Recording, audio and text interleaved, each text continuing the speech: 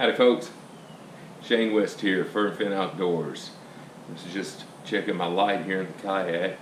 Always want to be prepared so if I get ready to go hunting, but since we're in the middle of the summer, it's probably more likely it'd be opportunity to take it out fishing. But hey, you gotta stay prepared.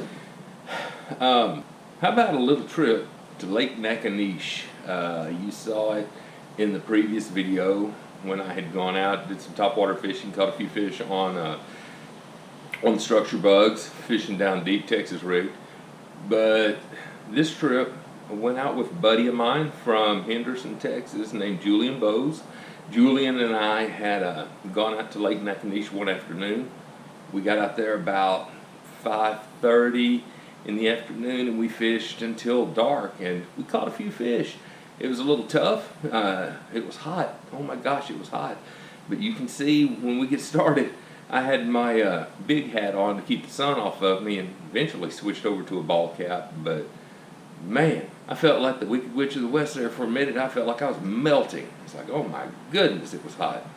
But anyway, take a look at this, watch some of these fish we catch, and when we get back, I'll go over some of the baits we used and a little bit of where we were and what we saw while we were out there. So go ahead, sit back, watch this one, and enjoy it.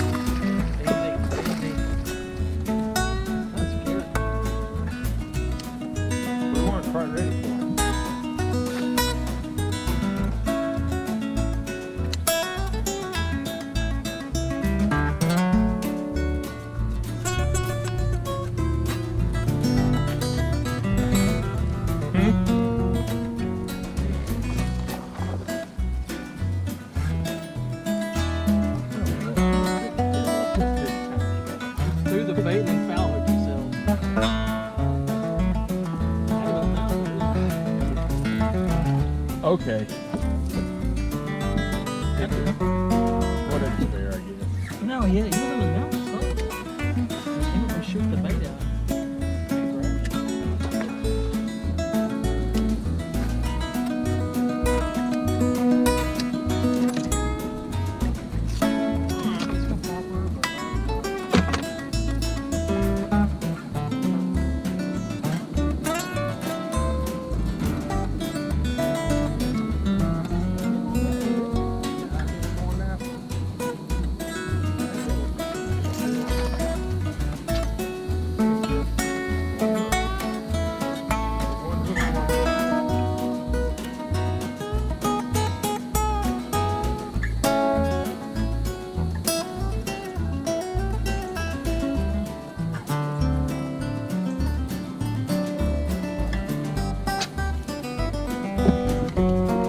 The bait's almost as big as he is.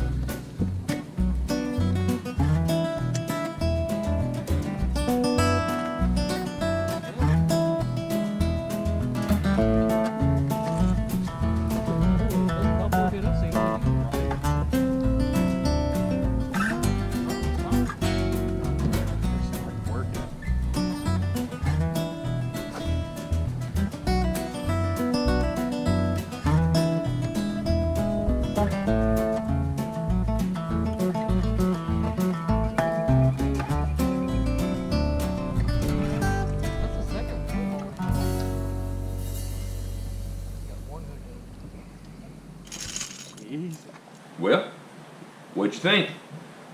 Wasn't just a horrible day, was it? We caught some fish. That's always a good thing. You can see at the very beginning of the video when I caught my first two, I was actually throwing, believe it or not, a red Strike King Rage Blade with a white grub on the end of it. And that's what I picked my first two fish up on.